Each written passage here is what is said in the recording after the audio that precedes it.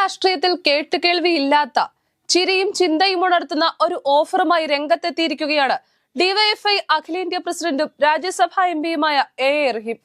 കോൺഗ്രസിനുള്ളിലെ നേതാക്കൾക്ക് ജീവിക്കാൻ ഭയമാണെങ്കിൽ അവർക്ക് സംരക്ഷണം നൽകാൻ ഡിവൈഎഫ്ഐ തയ്യാറാണെന്ന പ്രഖ്യാപനം ഒരു രാഷ്ട്രീയ വെടിമരുന്നിനാണ് തിരികൊളുത്തിയിരിക്കുന്നത്. ദോഹയിൽ മാധ്യമങ്ങളോട് സംസാരിക്കവെയാണ് റഹീം കോൺഗ്രസിന്റെ ആഭ്യന്തര ജീർണതയെ കടന്നാക്രമിക്കുകയും ഒപ്പം പരിഹാസ രൂപേണ സംരക്ഷണം വാഗ്ദാനം നൽകുകയും ചെയ്തത്. സ്വന്തം പാളയത്തിലെ പടയൊരുക്കത്തിൽ എന്തു ചെയ്യണമെന്നറിയാതെ പകച്ചു നിൽക്കുകയാണ് കോൺഗ്രസ് നേതൃത്വം. കേരളത്തിലെ കോൺഗ്രസ് ഒരു ക്രൈം സിൻഡിക്കേറ്റിന്റെ നിയന്ത്രണത്തിലാണെന്ന അതീവ ഗുരുതരമായ ആരോപണമാണ് എ റഹീം ഉന്നയിച്ചത്. പാർട്ടിക്കുള്ളിൽ നിയമങ്ങൾക്കോ ധാർമ്മികതയ്ക്കോ പുല്ലുവില കൽപ്പിക്കുന്ന ആരെയും വകവെക്കാത്ത ഒരു സംഘം പ്രവർത്തിക്കുന്നുണ്ടെന്നും ഹൂ കെയേഴ്സ് എന്നതാണ് അവരുടെ ടാഗ് ലൈൻ എന്നും റഹീം തുറന്നടിച്ചു.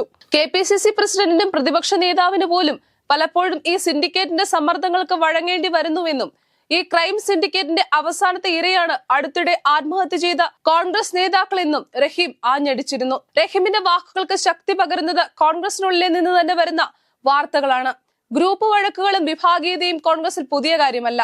എന്നാൽ സമീപകാലത്ത് അത് സ്ത്രീ പീഡനത്തിലേക്കും പരസ്പരം കാലുവാരി താഴെയിടുന്നതിലേക്കും വരെ എത്തി നിൽക്കുകയാണ്. കോൺഗ്രസിലെ AI ഗ്രൂപ്പുകൾ തമ്മിലുള്ള കുടിപ്പക ഒരു കോൺഗ്രസ് നേതാവിന്റെ കൊലപാതകത്തിൽ ചെന്ന് കലാശിച്ചത് കേരളം മറന്നിട്ടില്ല. വയനാട്ടിൽ നേതാക്കളുടെ ആത്മഹത്യയിലേക്ക് നയിച്ചതും പാർട്ടിക്കുള്ളിലെ പടലപ്പിണക്കങ്ങളായിരുന്നു. ഈ ആഭ്യന്തര ശത്രുക്കളെ ഭയന്ന് ജീവിക്കുന്ന പാവം കോൺഗ്രസ് നേതാക്കൾക്കാണ് റഹീം സുരക്ഷ വേണമെങ്കിൽ ഡിവൈഎഫ്ഐ നൽകാമെന്ന് തമാശ രൂപത്തിൽ പറഞ്ഞത്. ഈ വാഗ്ദാനം കേവലം ഒരു പരിഹാസമല്ല, മറിച്ച് ആഴത്തുള്ള ഒരു രാഷ്ട്രീയ പ്രത്യാക്രമണമാണ്.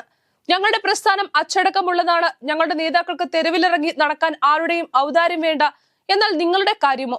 സ്വന്തം പാർട്ടിയിലെ ഗുണ്ടകളെ ഭയന്ന് നിങ്ങൾക്ക് പുറത്തിറങ്ങാൻ കഴിയുന്നുണ്ടോ?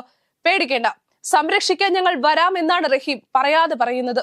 കോൺഗ്രസിന്റെ ആഭ്യന്തര കെട്ടുറപ്പില്ലായ്മയെയും നേതൃത്വത്തിന്റെ കഴിവുകേടിനെയും ഇതിലും ഭംഗിയായി എങ്ങനെയാണ് തുറന്നു കാട്ടാനാവുക? VD സതീഷിന്റെയും സണ്ണി ജോസഫിന്റെയും കീഴിൽ കോൺഗ്രസ് ശക്തമായ ഒരു പ്രതിപക്ഷമായി മാറുമെന്ന് പ്രതീക്ഷിച്ച അണികൾക്കാണ് ഈ വാർത്ത ഇടുത്തി പോലെ വന്നു വീഴുന്നത്. സ്വന്തം പാർട്ടിയിലെ ഒരു ക്രൈം സിൻഡിക്കേറ്റിനെ നിയന്ത്രിക്കാൻ കഴിയാത്തവരാണോ നാളെ കേരളം ഭരിക്കാൻ പോകുന്നത് എന്ന ചോദ്യമാണ് CPM ഉയർത്തുന്നത്. നേതാക്കൾ തമ്മിലുള്ള പരസ്യമായ വാക്പോരുകളും അണികൾ തമ്മിലുള്ള തെരുവ് യുദ്ധങ്ങളും തെരഞ്ഞെടുപ്പുകളിലെ കാലുവാരി തോൽപ്പിക്കലുകളും കോൺഗ്രസിൽ തുടർക്കഥയാകുമ്പോൾ റഹീമിന്റെ ആരോപണങ്ങൾക്ക് വലിയ സ്വീകാര്യതയാണ് ലഭിക്കുന്നത്. ഒരു വശത്ത് പിണറായി വിജയൻ എന്ന ശക്തനായ നേതാവിന് കീഴിൽ ഒറ്റക്കെട്ടായി നീങ്ങുന്ന ഇടതു മുന്നണി, മറുവശത്ത് ആരാണ് ശത്രു ആരാണ് മിത്രം എന്ന് തിരിച്ചറിയാനാവാതെ സ്വന്തം നിഴലിനെ പോലും ഭയന്നു കഴിയുന്ന ഒരു പ്രതിപക്ഷം.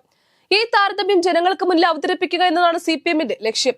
ഡിവൈഎഫ്ഐയുടെ ഈ സംരക്ഷണ വാഗ്ദാനം ആ ലക്ഷ്യത്തിലേക്കുള്ള ഒരു തുറുപ്പ് ചീട്ടാണ്. കേരളത്തിലെ കോൺഗ്രസ് നേതാക്കൾ ഇനിയെങ്കിലും യാഥാർത്ഥ്യം ഉൾക്കൊള്ളണം. പാർട്ടി ഓഫീസ് ഒരു ഗുണ്ടാ കേന്ദ്രമായി മാറുമ്പോൾ, സ്വന്തം സഹപ്രവർത്തകനെ വിശ്വസിക്കാൻ കഴിയാതെ വരുമ്പോൾ എ റഹീമിന്റെ ഈ വാഗ്ദാനം ഒരുപക്ഷെ അവർക്ക് തള്ളിക്കളയാൻ കഴിഞ്ഞേക്കില്ല. ഡിവൈഎഫ്ഐ ഓഫീസിന് മുന്നിൽ സുരക്ഷ ആവശ്യപ്പെട്ട് കോൺഗ്രസ് നേതാക്കളുടെ ഒരു നീണ്ട നിര കാണേണ്ടി വന്നാൽ അതിൽ അതിശയിക്കേണ്ടതുമില്ല.